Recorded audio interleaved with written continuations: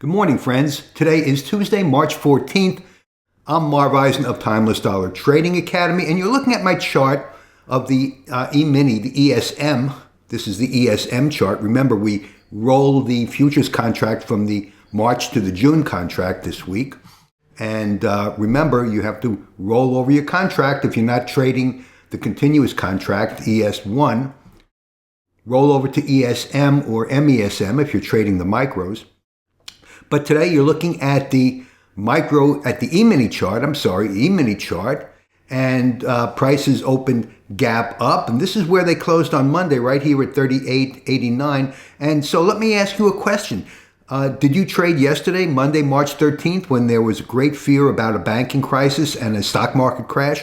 Well, I predicted that prices would go up. And not only did I predict prices would go up, but I predicted that they would go up about 80 points. And I'm going to go back to a portion of my video yesterday and show you how I explained that and how I knew it, or how I thought that they were going to go up.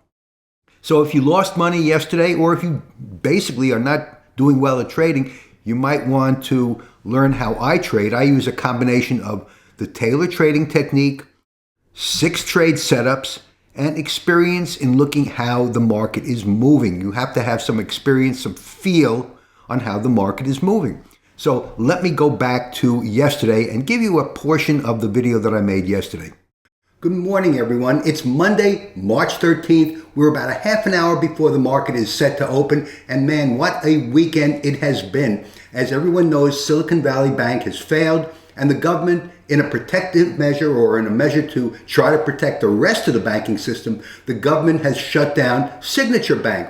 And I have my Taylor trading zone numbers set up on my chart today. I'm going to show them to you. So that brings us to where we are today, and what you're seeing on my chart, Monday, March 13th. And these are the Taylor trading numbers. And friends, I want to point out to you some features of the Taylor trading numbers. Today, the Taylor numbers are resistance at 39.05, support down at 38.23, and yes, and Friday's close was 38.62. So as you can see, Monday. Now let me go back to where we were overnight. Now overnight, the market was trading up at 39.28, and then at 4 in the morning, look what happened at 4 in the morning. Look what happened at 4 in the morning.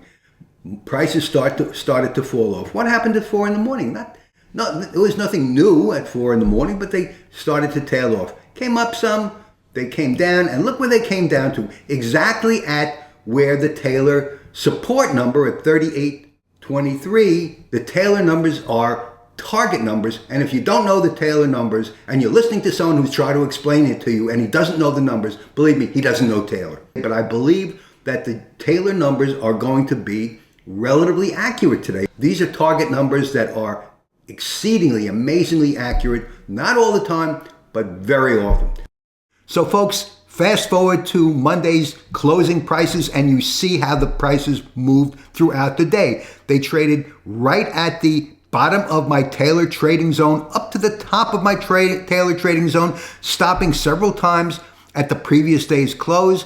These are price targets, my friends. The previous day's close is something that everybody should know about, but the Taylor trading numbers are invaluable. And if you don't know these numbers, you really should have these Taylor trading numbers. I calculate them every day. I send them out every day to subscribers, and they are invaluable. Thanks so much for watching. If you like this video, hit that subscribe button, and I'll see you in my next video. Marv Eisen for Timeless Dollar Trading Academy.